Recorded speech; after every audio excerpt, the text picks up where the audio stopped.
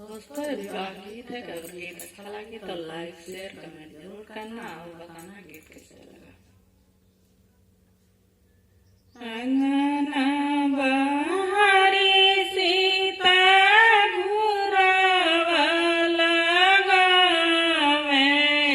जमी गए चनन पेड़ा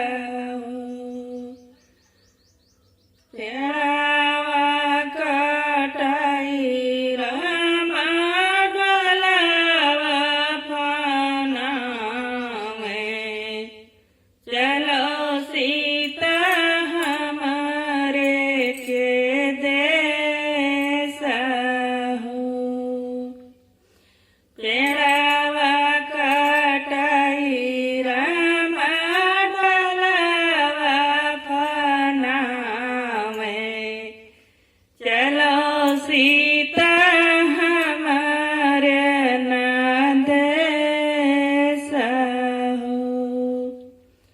कैसे का चला रामा तुहरे महलिया सुन हो यार जी हमारा हो बिना रे बबैया के रहिउ न जला कैसे चल तोहर नंदेश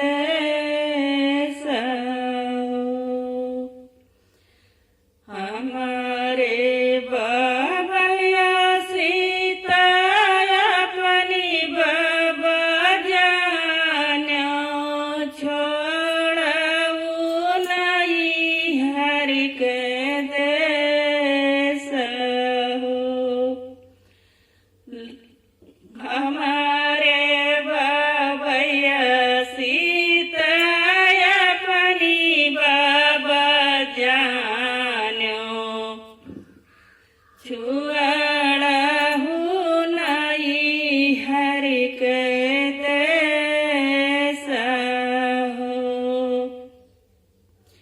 सजी गाई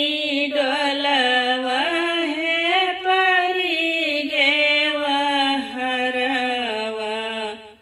सीता चली है ससुरार हो सजी गाए डोलवा है परी गेवा हरवा सीता चली है ससुरार हो एक बन गईली रे दुई बन गईली तीसरे महेंद्र बन मोड़ा हो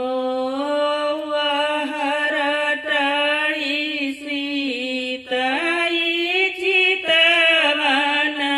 लगी नयन ढूरन लगे आंसू हो वही करी सीता चितवन लगी धुरही नयनवा से आंसू हो पीछे पीछे आई दशरथ के पुतवा पूछही सीता जी से बाती हो पीछे पीछे आई दशरथ के पुतवा पूछे लगे सीता जी से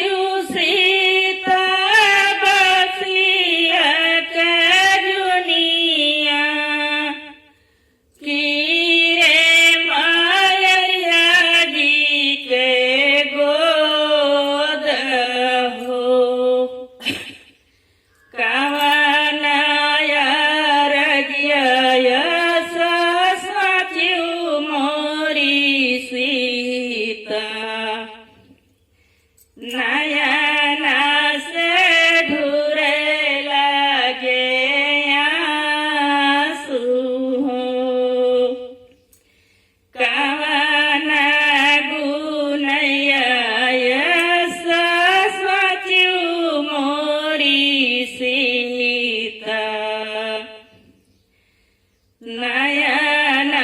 से ढूरे लगे आंसू हो। नहीं हम सोचन प्रभु बसियत दुनिया, नहीं माया जी के गोद हो। नहीं हम सोचन प्रभु वीरान के सथवा, नयन ढूरन लगे आंसू हो। के नहीं देखिए प्रभु भूखिया पियसी,